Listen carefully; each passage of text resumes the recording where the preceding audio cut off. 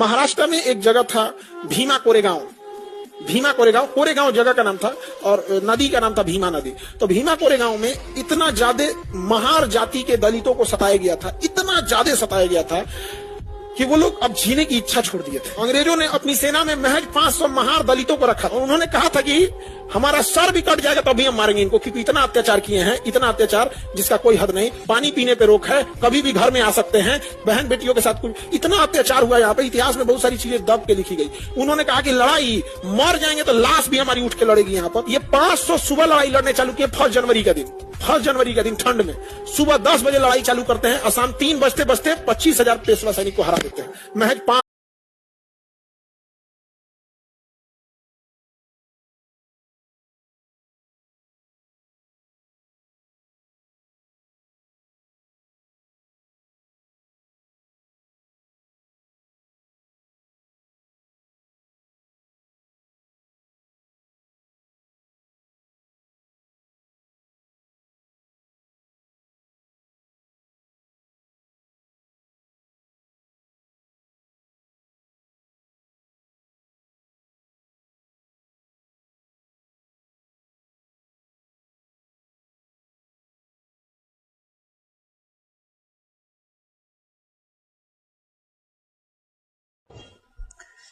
3,000 साल तक पढ़ाई लिखाई पर केवल ब्राह्मणों का हक था। 100% आरक्षण था।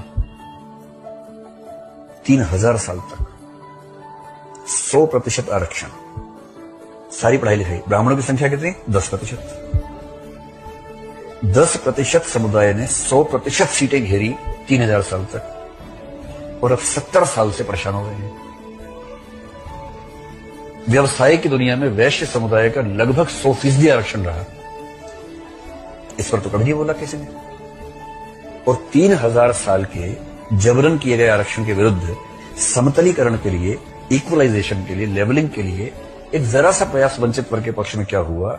याद रखना, जिस दिन भारत धार्मिक लोगों के हाथ में आएगा, पहला निशाना बनेंगे दलित, छोटे जाति के लोग। पहला निशाना याद रखो। जब संविधान नहीं था, जब अंग्रेज नहीं थे, जब मुगल नहीं थे, ना दिल्ली सल्तनत का राज था, ना मोहम्मद बिन कासिम आया, ना गौरी आया, ना गजनबी आया, ना बाबर आया, ना दलहौजी आया। आज से अब जाओ गुप्ता काल में, जाओ पुराने काल में, दलितों के पीछे बोरा बांध दिया जाता था। जब वो चलते थे तो फिर उस पीछे बोरा जो था रहता था, वो उनके कदमों के निशान मिटाते थे। आगे घड़ा बांधा जाता था कि हल्का सा कहीं थूक या पसीना ना गिर जाए, उसमें हो जाए।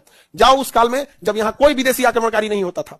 याद करो, वहां पे दलित महिलाओं को त्रावणकोर में स्तन ढकने की इजाजत नहीं थी और नीचता की हद थी। स्तन अगर छोटा रहेगा तो कम टैक्स, स्तन बड़ा रहेगा तो ज्यादा टैक्स। सोचिए, नीचता की हद हो गई थी यहाँ।